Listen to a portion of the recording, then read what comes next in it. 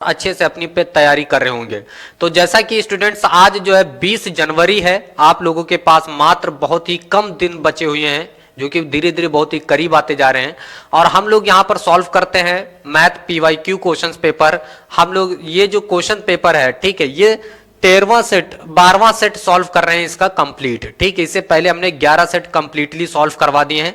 ये 12वां सेट है जिसमें हम लोग बेसिक और स्टैंडर्ड दोनों मैथ को लेकर के चल रहे हैं। ठीक है, तो आप लोगों ने अगर वो वीडियोस नहीं देखी है तो वो वीडियो जरूर देख लीजिए, इससे आप लोगों को काफी मदद मिलेगी। आपको कहीं नहीं जाना है किसी PYQ क्वेश्चन पेपर के लिए, हमारे पास यहाँ पे सारे क्वेश्चन पेपर आपको यहीं पर मिलेंगे। ठीक है, विद सोल्यूशन। तो चलिए स्टार्ट करते हैं। ठीक है, बेसिक मैथ का है ये पेपर 2023। ठीक है, तो चलिए स्टार्ट करते हैं MCQ से। ठीक, तो देखिए यहां पर जो हमारे पास क्वेश्चन नंबर फर्स्ट है। ठीक है, तो क्वेश्चन नंबर फर्स्ट में देखो क्या दिया गया है।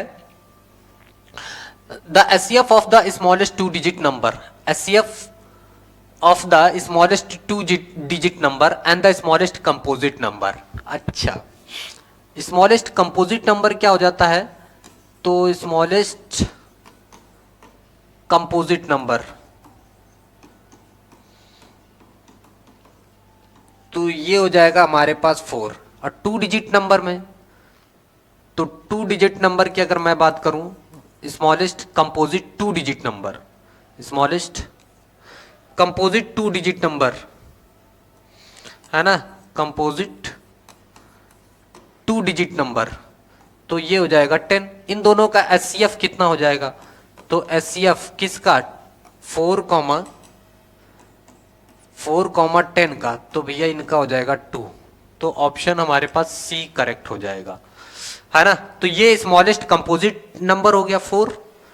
ठीक है, और ये 2 डिजिट में कंपोजिट नंबर कितना हो जाएगा? 10। इन दोनों का SCF निकालना था, कितना हो जाएगा? 2। SCF ही निकालना था, हो जाएगा 2। ठीक है, चलो इसको नोट कर लो। फिर हमारे पास यहां पर प्रोबेबिलिटी से रिलेटेड क्वेश्चन है,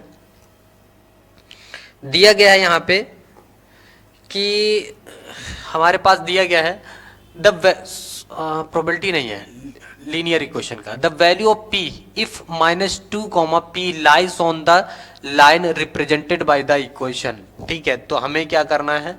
P की वैल्यू फाइंड आउट करना है। अच्छा, -2, P ये लाई कर रहा है इस इक्वेशन के ऊपर। ये जो इक्वेशन हमें गिवन है 2x - 3y + 7 = 0, हमें क्या करना है?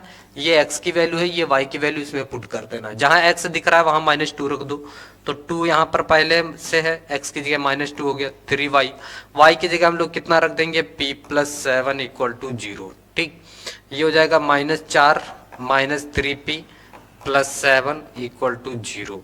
तो ये इसमें से घट जाएगा तो बचेगा 3 - 3p = 0। तो भैया यहां से 3p = कितना आ जाएगा? 3, यानी p की वैल्यू आ जाएगी 1। तो p की वैल्यू कितनी आ जाएगी? 1, यानी ऑप्शन डी इज करेक्ट। तो कोई दिक्कत ही नहीं होनी चाहिए, सभी को क्लियर है, सब कुछ साफ दिख रहा है। ठीक है, तो चलिए आगे बढ़ते हैं अपने अगले क्वेश्चन की तरफ। अगला जो क्वेश्चन है हमारे पास यहाँ पे क्या दिया गया है? ठीक है, तो देखो यहाँ पे हमें गिवन है distance of the point 6,5 from the y axis is. y axis से कितना डिस्टेंस होगा? अच्छा सुनो, y एक्सिस डिस्टेंस पर कितना जाएगा? 5 यूनिट जाएगा डिस्टेंस ऑफ द पॉइंट। ठीक है, फ्रॉम द y एक्सिस। चलो मान लो ये हमारे पास पॉइंट है 6,5, 6,5, ये x एक्सिस हो गई, ये y एक्सिस है। तो y एक्सिस पे पॉइंट पूछा है। ठीक है, तो y एक्सिस पर एक तो ये पॉइंट हो गया, मान लो ये पॉइंट यहां है, इस वहां यहां पर। ठीक है, तो ये 0, y हो गया। ये डिस्टेंस हमें निकाल देनी है, यानी a पॉइंट हमारे पास है 6,5 और जो b पॉइंट है वो है हमारे पास 0, y। इन दोनों बीच का डिस्टेंस निकालना है। ये हो जाएगा x1, y1, x2, y2। ठीक, तो ए बी डिस्टेंस हमारे पास क्या आ जाएगा? √x1 - x2 का whole square plus y1 - y2 का होल स्क्वायर हो जाएगा। अच्छा, इसकी वैल्यू देखो, x1 की वैल्यू है 6 - x2 0, इसका होल स्क्वायर प्लस y1। अच्छा, y1 हमारे पास कितना है? अच्छा, इसमें जो है इस फॉर्मूले से तो नहीं आ पाएगा क्योंकि हमें कोई वैल्यू यहाँ पर नहीं दी गई है। उसने ओनली पूछा क्या है हमें कि एक्स एक्सिस पर डिस्टेंस कितना है, वाई एक्सिस पर डिस्टेंस कितना है। तो ये वाला जो पॉइंट है हमारा, ये वाई एक्सिस पर है, तो हमारा 5 यूनिट डायरेक्ट हो जाएगा। ये हो गई वाई एक्सिस पर डिस्टेंस। नहीं समझे? देखो देखो देखो, यहाँ पर ये एक्स एक्सिस है, तो एक्स एक्सिस पर हमें चलना है 6 और वाई एक्सिस पर चलना है 5। तो ये दोनों पॉइंट जहाँ पे मीट कर रहे हैं 6,5, ठीक है। तो ये डिस्टेंस हो जाएगी हमारी वाई एक्सिस पर, ये डिस्टेंस हो जाएगी हमारी एक्स एक्सिस पर। इतना बताना था, ठीक है। तो हमारा वाई एक्सिस पर है 5, तो 5 यूनिट हो जाएगी वाई एक्सिस पर डिस्टेंस, ठीक है। उतना दूर नहीं जाना था। अच्छा ठीक है, अगला क्वेश्चन जो हमारे पास है, ठीक है। तो अगला क्वेश्चन हमारे पास दिया गया है मीन का। The mean of 6, 7, x, 8, y, ठीक है, 14 इज 9। अच्छा, मीन का फॉर्मूला ये भी होता है सम ऑफ ऑल ऑब्जर्वेशंस, यानी x1 plus x2 plus x3, है ना, और रिपीट जितने भी नंबर ऑफ ऑब्जर्वेशन हैं उनका सम रहता है। तो हमारे पास x बार यानी इन सब की वैल्यू कितना, 7 और 6 13, 13 और 8 21, 21 और 9 21 और 24 14, ठीक है। तो ये 5 हो जाएगा, ये 3 हो गया, 35 हो गया। कितना हो गया? 35, 35। कितने ऑब्जर्वेशंस हैं? तो 1 2 3 4 5। एक सेकेंड, यहाँ पे फिर से देखो, हमें यहाँ पर गिवन है इन दोनों का मीन वैल्यू हमें पता है। मीन कितना गिवन है? मीन 9 है। X bar equal to sum of all observations, तो 6 plus 7 plus X plus 8 plus Y plus 14, ये हो जाएगा, ठीक। नीचे टोटल ऑब्जर्वेशन कितने हैं? 1 2 3 4 5 6, नीचे 6 कर दो। मीन की वैल्यू कितनी दी गई? 9, तो 6 इधर आ जाएगा इनटू में, 7 6 13, 13 8 21 और 14 35, 35 प्लस एक्स प्लस वाई, ये हो जाएगा 9 6 54 54, ये इधर माइनस हो जाएगा 35 equal to X plus Y.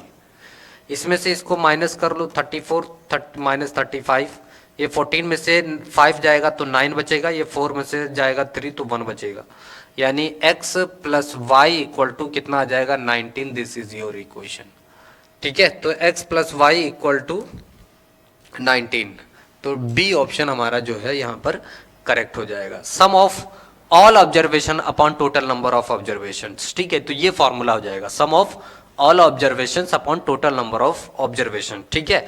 तो हमारे पास सम ऑफ ऑल ऑब्जर्वेशन, जितने ऑब्जर्वेशन हैं सबका सम कर लो, नीचे नंबर ऑफ ऑब्जर्वेशन रख दो, इधर आके मल्टीप्लाई हो जाएगा, बस सॉल्व कर लेना, ठीक है।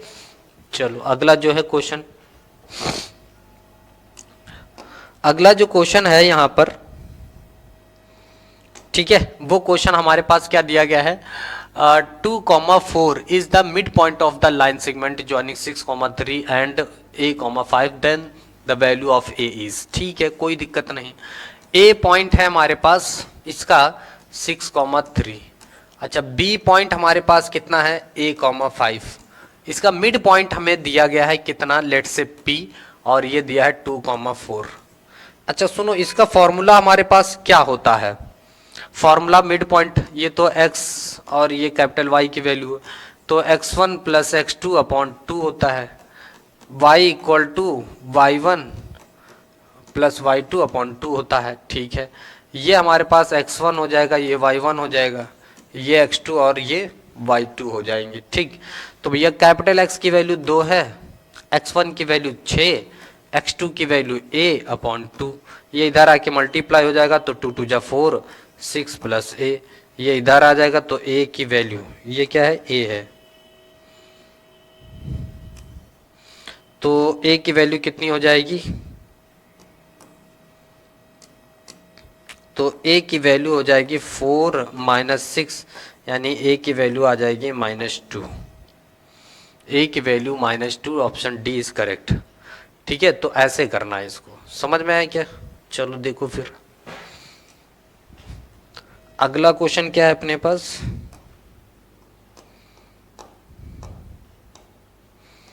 अगला क्वेश्चन है ये तो वही है। हाँ, कह रहा है कि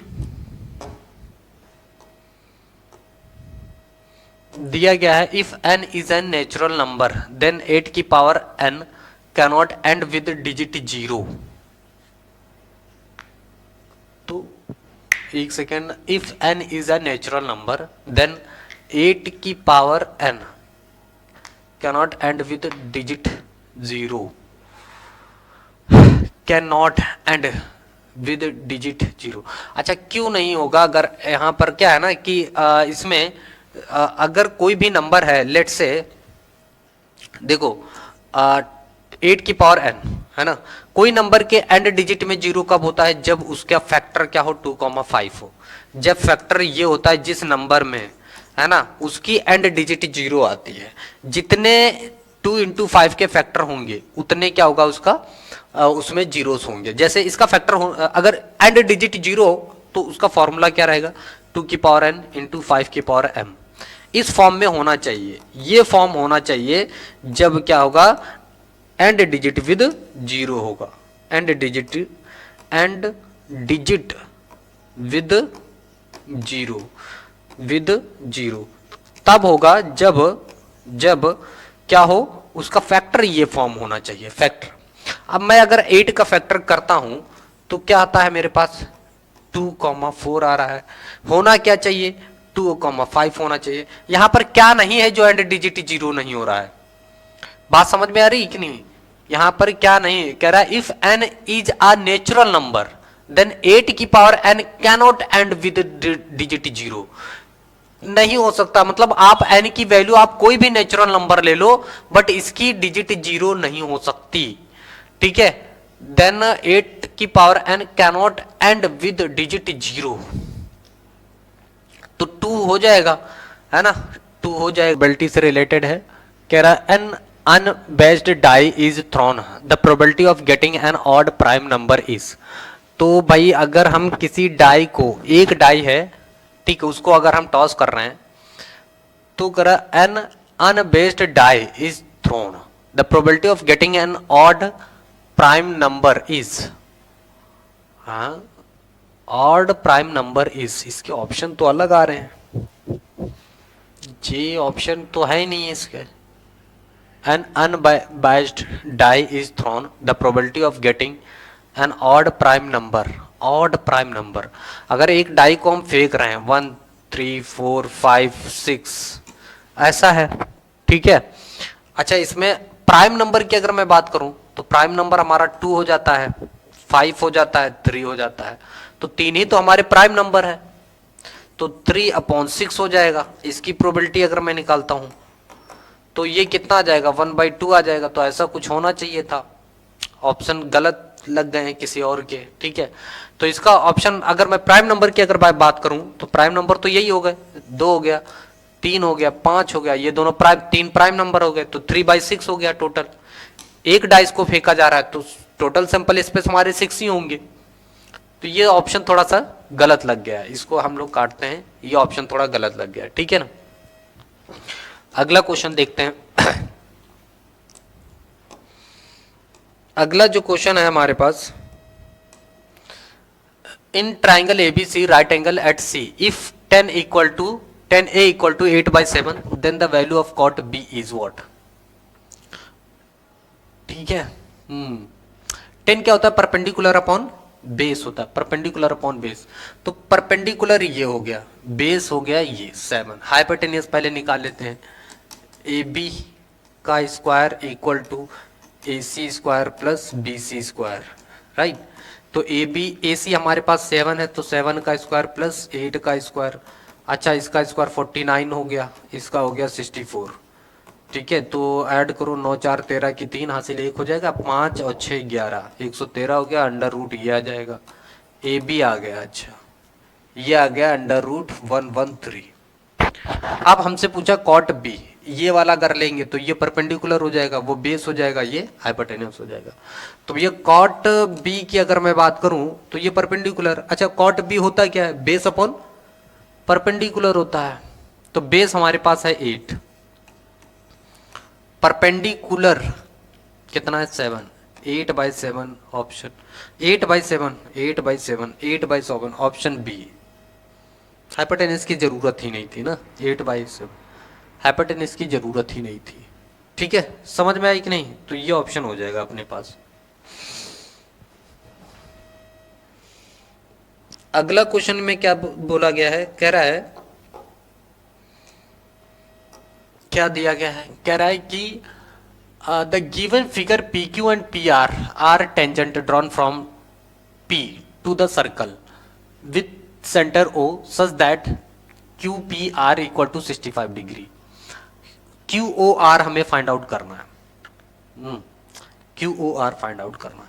तो बहुत आसान है, ये 90 डिग्री होता है, ये 90 डिग्री है। ठीक है, तो in quadri sum of quadrilateral है ना, sum of quadrilateral, sum of all angle in quadrilateral, in quadrilateral. तो मैं यही प्रॉपर्टी लगा ले रहा हूं। तो भैया एंगल लिखेंगे क्यू पी क्यू आर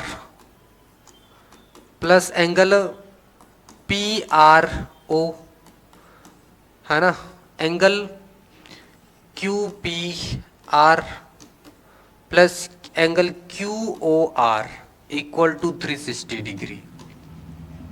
ठीक है, अच्छा ये टेंजेंट है एक्सटर्नल पॉइंट से, तो ऑब्वियस बात है 90 डिग्री होगा।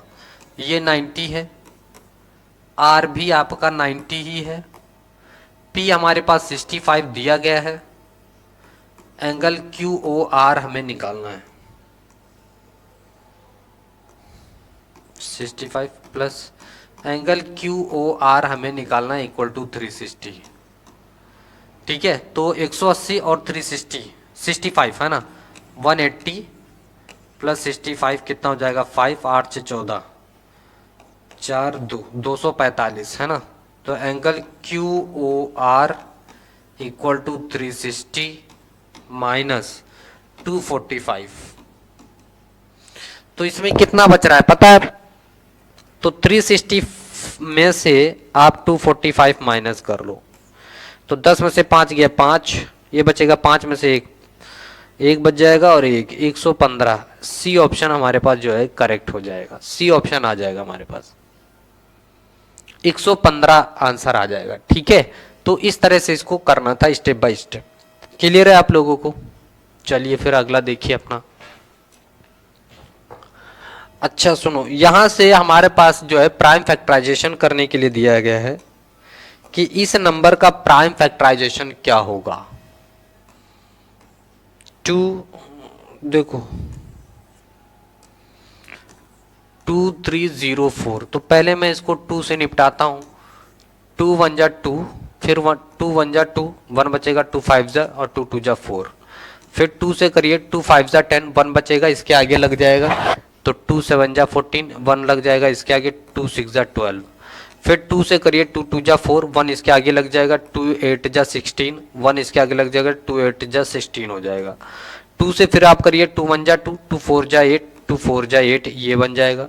फिर 2 से आप इसको निपटाइए, 2 7 जा 14 और कितना बचेगा 2 2 जा 4, फिर आप 2 से इसको निपटाइए, 2 3 जा 6, 2 6 जा 12, फिर आप 2 से करिए, 2 1 जा 2, 2 8 जा 16, ठीक, 2 से करो तो ये हो जाएगा 2 9 जा। अब यहां से करो 3 से, तो आप 3 से 9 को लेके जाते तो 3 3 जा 9, फिर आप 3 1 जा 3।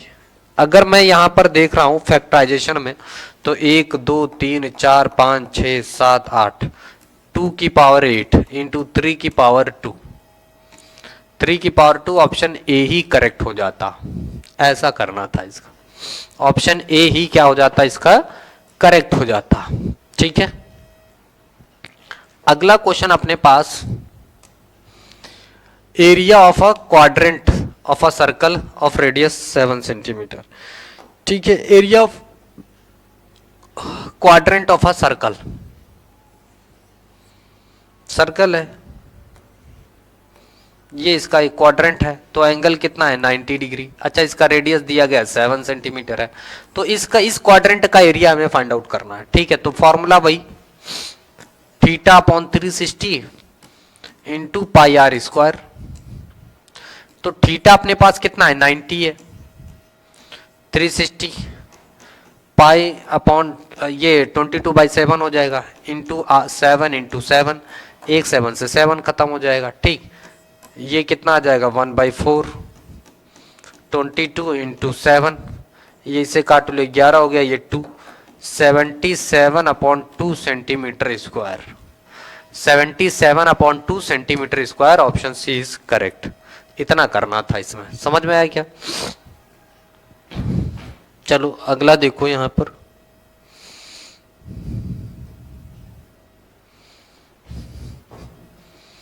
क्या हुआ?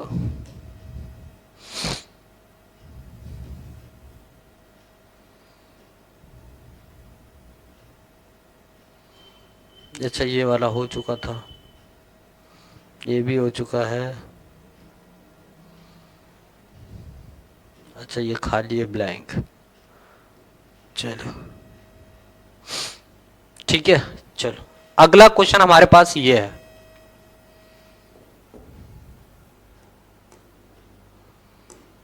ठीक है, चलो कह रहा है the 20th term of an AP whose first term is इतना। फर्स्ट टर्म आपको दिया गया है, 20th टर्म आपसे पूछा गया है कितना होगा।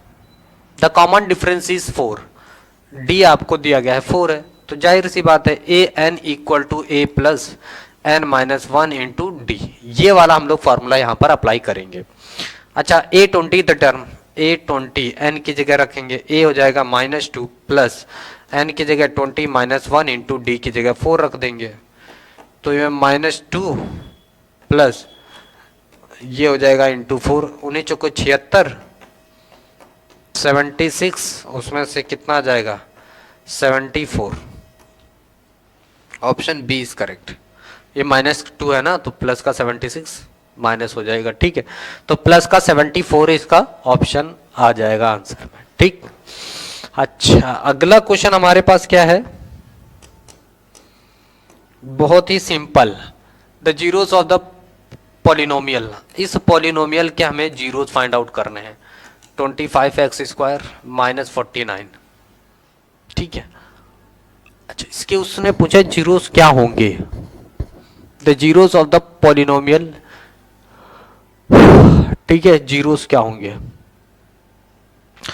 तो सुनो मैं ये कहता हूं पी एक्स इक्वल टू अगर 0 है तो 25x स्क्वायर माइनस 49, ये इधर आ जाएगा, तो 49 इक्वल टू 25x स्क्वायर, तो 49 upon 25 equal to X square, ये इधर आ जाएगा, तो 49 अपॉन 25 ये अंडर रूट में plus minus equal to X हो जाएगा।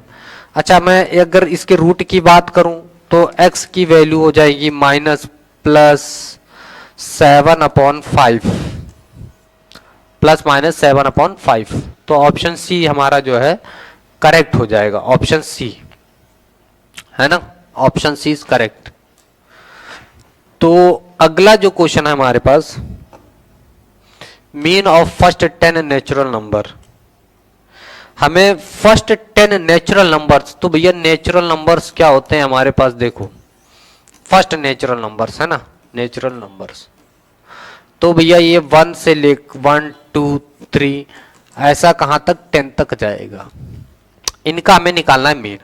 तो 1 + 2 + 3 + 4 + 5 + 6 + 7 + 8 + 9 + 10, नीचे 10 से आप डिवाइड कर लो, मीन निकालना है ना मीन का, तो मीन तो यही हुआ। अच्छा सुनो, ऐड करो 2 और 1 3 3 6 4 10 5 15 6 21 7 28 और 8 36 9 45 10 55, 55/10 यानी 5.5 आंसर इसका आ जाएगा मीन। 5.5 ऑप्शन ए हो जाएगा करेक्ट। अभी हमने बताया था sum of all observation upon total number of observation, sum of all observation 1 से 10 तक की नेचुरल नंबर उसने बोला ना 1 से 10 तक नेचुरल नंबर 10 नेचुरल नंबर तो नेचुरल नंबर 1 से स्टार्ट होता है तो 1 से लेकर के 10 तक सबका सम कर लो तो 10 नंबर होंगे 10 से डिवाइड कर लो खत्म। ठीक है, तो ऐसे करना था इसको। अगला जो क्वेश्चन है अपने पास, ठीक है, अगला जो क्वेश्चन है अपने पास कह रहा one card is drawn at random from a well shuffled deck of 52 playing cards, what is the probability of getting a black king. तो भैया टोटल ब्लैक, मैं किंग की बात करूं तो 2 किंग होते हैं जो कि ब्लैक होते हैं। ब्लैक कितने होते हैं? 2। टोटल कार्ड्स कितने हैं? टोटल कार्ड्स हैं हमारे पास 52। टोटल कार्ड्स कितने हैं? 52। तो प्रोबेबिलिटी कितनी बनेगी इसकी? तो भैया 2/52, इसको 1/13 बोल सकते हैं। ऑप्शन बी करेक्ट हो जाएगा। ठीक है ना, कितना हो जाएगा? ऑप्शन बी करेक्ट हो जाएगा। चलो फिर अगला देखो। ठीक है, अगला जो क्वेश्चन है अपने पास, ठीक है, अगला जो क्वेश्चन है कह रहा the value of K for which system of equations kx plus 2y minus 5 equal to 0 कर लो। इसकी a1 की वैल्यू कितनी हो जाएगी? के b1 की वैल्यू कितनी हो जाएगी? 2c1 की वैल्यू कितनी हो जाएगी? -5। अच्छा, दूसरी जो इक्वेशन है 3x प्लस 4y है ना -1 इक्वल टू 0, a2 की वैल्यू हो जाएगी 3 और b2 की वैल्यू हो जाएगी b2 की वैल्यू कितनी हो जाएगी? 4 और c2 की वैल्यू हो जाएगी -1। ठीक है, अच्छा उसने क्या बोला? हैव नो सोल्यूशन इज, कोई सोल्यूशन नहीं है। तो नो सोल्यूशन के लिए a1/a2 है ना, b1/b2 not equal to c1/c2। अच्छा, यहाँ पर हमें k की वैल्यू फाइंड आउट करनी थी, तो k/3 इक्वल टू b1 है ना, b1 की वैल्यू 2/4, तो ये उधर जाएगा तो k इक्वल टू कितना हो जाएगा? 3 × 2/4, ये इसे कैंसिल होगा तो k इक्वल टू कितना आ जाएगा? 3/2। तो k equal to 3/2, option A हमारा जो है यहाँ पर करेक्ट हो जाता है। ठीक है, तो ये हो जाएगा इसका आंसर। तो बस आज के लिए इतने ही क्वेश्चंस हैं। अब हम लोग मिलेंगे अगले वीडियो में जिसमें हम लोग सेक्शन बी, सी और डी सेक्शन तीनों सॉल्व करेंगे। ठीक है, अगर चैनल को सब्सक्राइब नहीं किया तो चैनल को सब्सक्राइब कर लीजिए। मिलते रहेंगे इसी तरह से। आप लोगों को बेस्ट ऑफ लक, अच्छे से तैयारी करें, अच्छा रिजल्ट बनाएं। ठीक है, और पेपर के लिए आपको कहीं नहीं जाना है। अगर PYQ क्वेश्चन लगाना चाहते हो तो हमारे चैनल पे सभी क्वेश्चंस पेपर हमने सॉल्व करवाए हैं सेट, 12वां क्वेश्चन सेट ये हम सॉल्व करवा रहे हैं। ठीक है, तो आपको सारी चीजें यहीं पर मिल जाएंगी। फिर बाकी आपकी इच्छा, अच्छे से तैयारी करें, यही हमारा मानना है। धन्यवाद।